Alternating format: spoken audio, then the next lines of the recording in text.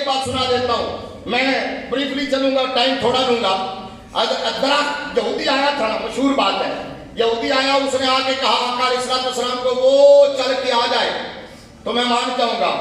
تو میرے آقا نے فرمایا جا کے اس کو کہہ دے وہ بلا رہے. سبحان اللہ, بیٹھے ہو بھائی, سبحان اللہ. اس نے کہا جی وہ چل کے آ جائے تو میں مان لوں گا. آپ نے فرمایا اس کو جا کے کہا وہ بلا رہے ہیں.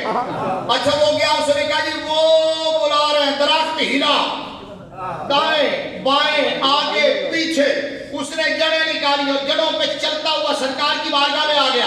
آج اس نے کہا لبیک یا رسول اللہ. میں نے کہا درخت تو نے جڑیں کیوں نکالی ہے, تنے پہ چل کے کیوں نہیں آیا؟ اللہ کے حکم سے چل رہا تھا, اوپر سے چل کے آ جاتا. حالانکہ جب آندھی طوفان آتی ہے تو کہیں کہیں کا درخت کہاں جا کے گرتا ہے, وہ تنا ہوتا ہے, جڑیں نہیں ہوتی. تو تنے پہ چل کے آ جاتا, جڑیں کیوں نکالی؟ کہنے لگا مولوی صاحب میں کریم آقا کی بارگاہ میں عرض کرنا چاہتا تھا, آقا میری اصل بھی آپ کی نوکر ہے, نسل بھی آپ کی نوکر ہے. میری اصل بھی نوکر ہے, نسل بھی نوکر ہے. اب میں نے جب تیسرے جملے سے پہلے, اس نے پتا کیا کیا, رومال تھا اس کے پاس, جناب کیا پہنی ہوئی تھی, اس نے ایسے موٹے پہ رکھا, کندھے پہ رکھا, اور حال کا دروازہ کھولا اور باہر نکل گیا.